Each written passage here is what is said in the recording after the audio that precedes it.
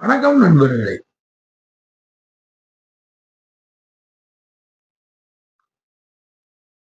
இன்னா செய்யாமை அதிகாரத்துல நாம இப்போ 10வது குறளுக்கு வந்துட்டோம். 10வது குறள் நமக்கு என்ன சொல்லுதுன்னா,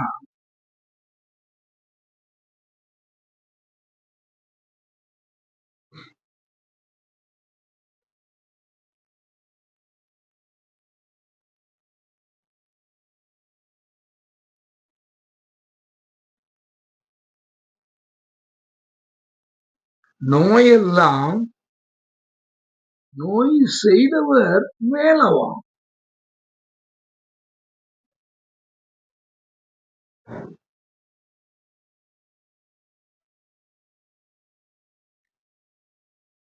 நோய் செய்யார் நோயின்மை வேண்டுபவர்.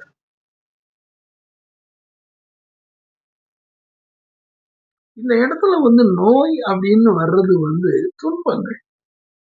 அதாவது காய்ச்சல், மண்டை கொத்து, வயிற்று வலி அப்படிங்கிறது அத வள்ளுவர் சொல்லல.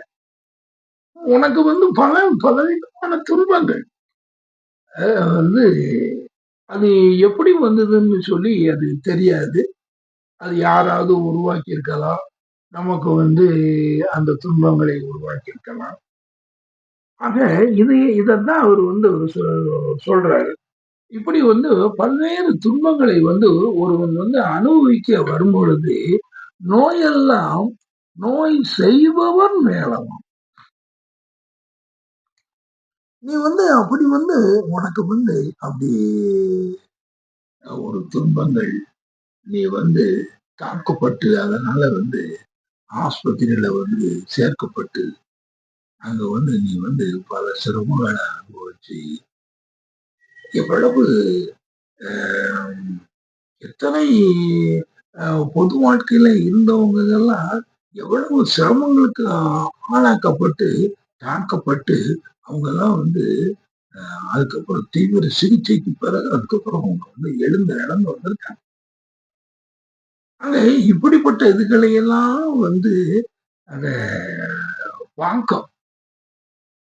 அதத்தான் அவர் சொல்றாரு. அந்த மாதிரி உனக்கு துன்பங்கள் வரும்போது, அதாவது நோயெல்லாம் நோய் செய்பவர் மேலாம். ஒண்ணு தெரிஞ்சுக்க. இப்படிலாம் துன்பங்கள் யாரு நமக்கு ஆக்குறானோ அது அவங்க மேலதான். நம்மள நிறைய பேர் ஒத்துக்கிட மாட்டோம். என்ன இது எனக்கு என்ன தாங்கினவன நாம 4 பேரை வச்சு அவனை அடிக்காம விட்டுறதா அப்படின்னு சொல்லி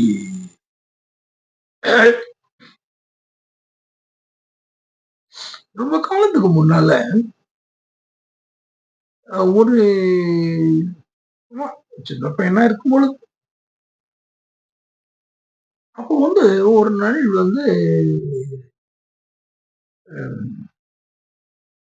எங்களுடைய சொந்தத்துல உள்ளவங்க அவருடைய ஒருவருடைய வீட்டுல அவருடைய சகோதரிய அவங்க வீட்டுக்கு ஏத்த வீட்டுல இருந்த ஒருத்தன் கேள்வி பண்ணியிருக்கான். ஒரு தவறான காரியங்களுக்கெல்லாம் அது அந்த மாதிரிதான் காரியங்களை செய்யறதுக்கு உள்ள சில சிக்கல்கள் அந்த இதுகள் எல்லாம் அந்த ஆள் அந்த ஆள் மேரிட் மேன். இது ஒரு அன்மேரிட் கேர்ள். அவங்க நம்முடைய சொன்னதாங்க. அப்போ போகும்பொழுது அப்போ பெரிய தகராறுங்கிற ஒரு சூழ்நிலை வருது. அப்போ இவங்க வருத்தப்படுறாங்க. இப்படி ஏன்னா அங்க அந்த திருமணமான பெண்ணு எல்லாரும் வேலைக்கு போனதுக்கு அப்புறம் அவ ஒரே ஒரு பிள்ளைதான் இருப்பா அந்த வீட்டுல.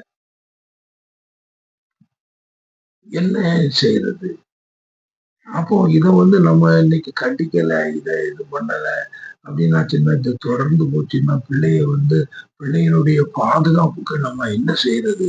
அப்படிங்கிற மாரிலாம் அந்த ஒரு ஒரு சங்கடங்கள் வரும் பொழுது, எந்த ஒரு ஆண்மகனும் தன்னுடைய தங்கைக்கு இந்த மாரிலாம் வரும்பொழுது, அவன் வெகுண்டு எழத்தான் செய்வான்.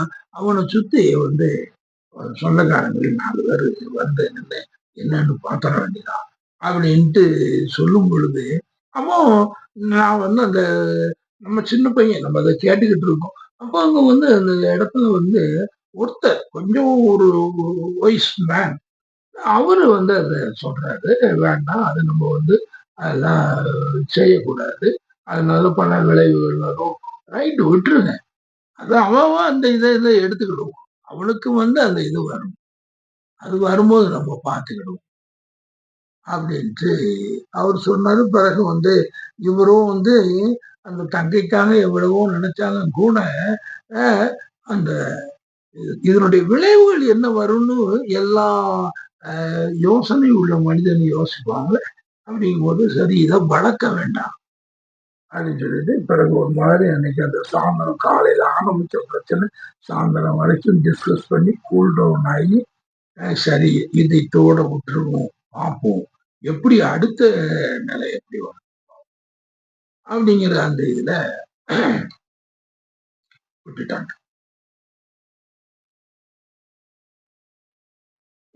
இந்த இதுல நானும் அதுல கலந்துகிட்டவன் சின்ன பையன். அந்த அளவுல எனக்கு தெரியும். ஆனா ஆஹ், அந்த அவனை மன்னிச்சு விட்டாங்க இல்லையா? அவருடைய வாழ்க்கைய நீங்க பார்த்தீங்கன்னா, ஏற்கனவேயே இந்த தவறுகள் பல செய்துகிட்டு இருக்கக்கூடிய மனிதன், அவன் தன்னுடைய வாழ்க்கைய கொஞ்ச நாட்கள்ல அவன் தன்னுடைய வாழ்க்கையே அவன் முடிச்சுக்கிடுவான். எதனாலயோ ஒரு காரணம். வசதியான வீட்டு பையங்க தான். வாழ்க்கையை முடிச்சு அவனுடைய கதை அப்படி போயிருக்கு. நாம என்னமோ அதை செய்யல. இப்போ அதத்தான் ஒரு திருவள்ளுவர் சொல்றாரு. நோயெல்லாம் நோய் செய்பவன் மேலவா. அது மேலவா என்னமோ தனக்கு சம்மந்தமே இல்லாத மாதிரி அவர் சொல்றாரு. அத அந்த உறுதியா எதையும் சொல்லல. அவர் அந்த ஸ்டேட்மெண்ட் அதோட அவர் விட்டுறாரு. எப்பா சொல்றாங்க நோயெல்லாம் நோய் செய்தவர் மேலம். அதான் அவன் தான் பார்த்துக்கிடுவான். அது அவனுக்கு தான் அது விடியும். நீ ஒண்ணு பெருசா இது பண்ணிட்டு இருக்க. நோயெல்லாம் அந்த நோயை செய்தவன் மேல்தான். அது நோய் எவனுக்கு அவன் உருவாக்கி கொடுத்தானோ அவனுக்கு இல்ல. அவனுக்கு தான். அதுக்கப்புறம் அதாவது அவர் சொல்றாரு, நோய் செய்யார் நோயின்மை வேண்டுபவர். பாத்துக்க. அதனால நோயின்மை உனக்கு வாழ்க்கையில வரக்கூடாது அப்படின்னு நீ நினைச்சீங்கன்னா நோய் செய்ய. இதுல அவர் தெளிவா சொல்றார். அப்போ இதுதான் மனிதன் அந்த பயந்து தனக்கு அந்த இது நோய் செய்யா. ஏன்னா நோயின்மை உனக்கு எந்த துன்பமும் துயரமும் வாழ்க்கையில எப்படிப்பட்ட ஒரு அடிகளும் உனக்கு வராம இருக்கணும்னு சொன்னா நீ பிறருக்கு நோய் செய்ய. அப்படி நீ செய்யும் பொழுது கண்டிப்பாக உனக்கு நோய் வரும். உனக்கு துயரங்கள் வரும்.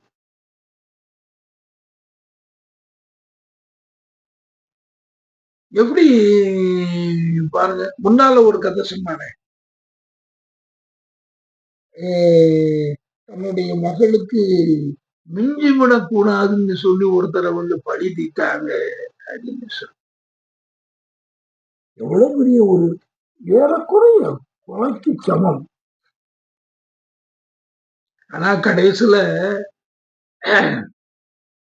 என்ன நடந்ததுன்னா, யாருக்கா யாரை மனதில் வைத்து இந்த பெண்ணுக்கு ஒரு திருமணத்திற்கு அதை ஏற்பாடு செய்ய வேண்டும் என்று நினைத்துக் கொண்டு அதற்காக எவ்வளவோ பெரிய தந்திரங்களை எல்லாம் செய்து கொண்டு பின்னே அந்த அந்த சகோ அந்த பெண்ணையே வந்து கொல்லக்கூடிய அளவுக்கு துணிந்து வந்தார்களோ அந்த பையன் ஒரு பெரிய பொசிஷன்ல ஒரு காம்படிட்டிவ் எக்ஸாம்ல வந்து தேர்வாகி பெரிய ஒரு ஜட்ஜ் ஆயிடுறான். அவன் ஒரு அற்ப ஆயுள்ள சமீபத்துல அந்த கொரோனாவுல வந்து அவன் இறந்து போறான். ஆக இது செய்தவங்களுக்கு வந்து எவ்வளவு பெரிய அடி வரும். அதுதான் அவர் சொல்றாரு. அந்த முதல்ல சொல்லும் போது நீ பிறர்க்கு என்ன முற்பகல் செய்யும் தமக்கு என்ன பிற்பகல் தானே வரும் வருதா.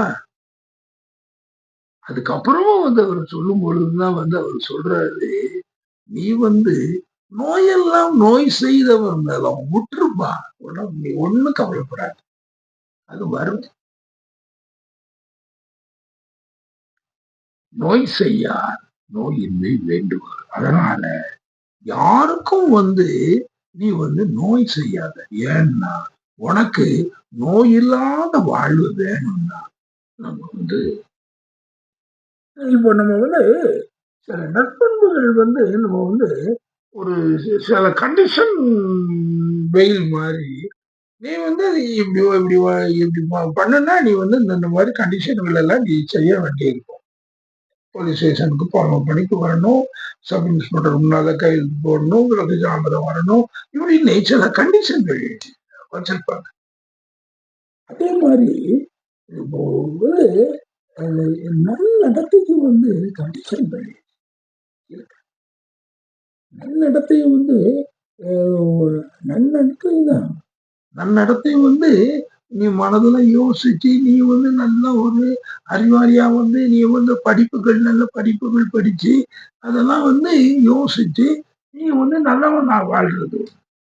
அப்படி வந்து உன்னை வந்து சரி பண்ண முடியலன்னா உனக்கு வந்து நீ பார்த்துக்கப்பா, இது உனக்கு அப்படி நீ இல்லைன்னா இப்படி வரும்.